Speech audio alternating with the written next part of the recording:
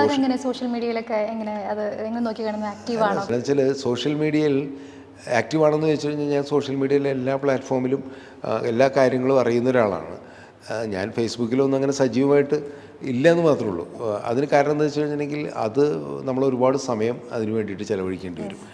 നമ്മളതിൽ പോസ്റ്റ് ഇടുക, അതിന് കമൻറ്റ് വരുമ്പോൾ അതിനനുസരിച്ച് മറുപടി കൊടുക്കുക, അത്തരം കാര്യങ്ങളോടൊരു താല്പര്യമില്ല. അനാവശ്യമായ കാര്യങ്ങളിലേക്ക് അതിലേക്കൊന്നും പോകണ്ട. പക്ഷേ എല്ലാം ഞാൻ നിരീക്ഷിക്കുന്ന ഒരാളാണ്. ഫേസ്ബുക്ക് ആയാലും ശരി, ഇൻസ്റ്റാഗ്രാം ആയാലും ശരി, അതിലൊക്കെ വരുന്ന കാര്യങ്ങൾ, പ്രത്യേകിച്ച് യങ്സ്റ്റേഴ്സ് ഇൻസ്റ്റയിലാണല്ലോ അവരുടെ ഒരു ലൈഫ് എന്ന് പറഞ്ഞാൽ അതിലാണ് ഇപ്പോൾ ഉള്ളത്. അതല്ലാണ്ട് യൂട്യൂബിലായാലും ന്യൂസ് ആയാലും എല്ലാ കാര്യങ്ങളും വാച്ച് ചെയ്യുന്ന ഒരാളാണ്. ഒബ്സർവ് ചെയ്യുന്നുണ്ട്, എല്ലാം ഒബ്സർവ് ചെയ്യുന്ന ഒരാളാണ്. കാരണം നമ്മൾ ഇന്നിപ്പോൾ ലോകത്തിലെ മറ്റ് ഏത് മാധ്യമത്തിൽ നിന്ന് നമുക്ക് കിട്ടുന്നതിനേക്കാളും കൂടുതൽ അറിവ് കിട്ടുന്നത് സോഷ്യൽ മീഡിയയിൽ നിന്നാണ്. അപ്പോൾ അത് നമുക്ക് ഫോളോ ചെയ്യാതിരിക്കാൻ പറ്റില്ല.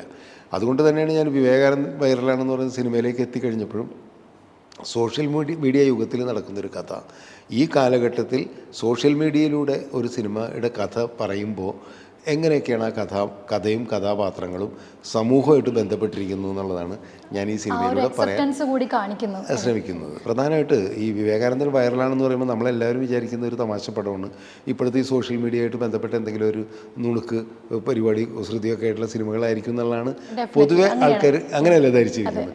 എനിക്ക് പറയാനുള്ളത് അത് മാത്രമല്ലേ സിനിമ, അതുണ്ട്, ഇല്ലെന്ന് പറയുന്നില്ല. ഇപ്പോൾ വിവേകാനന്ദൻ എന്നുള്ള ക്യാരക്ടറിലുള്ള ചില സവിശേഷതകൾ കൊണ്ട് തന്നെ ഇയാൾ ഉണ്ടാക്കുന്ന ചില പ്രശ്നങ്ങളൊക്കെ ആൾക്കാർക്ക്, പുതിയ തലമുറയ്ക്ക് രസിക്കാവുന്ന രീതിയിലാണ് ഈ സിനിമയിലുള്ളത്. പക്ഷേ അതിന് ഉപരിയായിട്ട് ഇയാളുമായിട്ട് ബന്ധപ്പെട്ടുള്ള സ്ത്രീ കഥാപാത്രങ്ങളുണ്ട്. ഇപ്പോൾ സ്വാസിയും ഗ്രേസും ഒക്കെ ചെയ്യുന്ന ക്യാരക്ടേഴ്സുണ്ട്.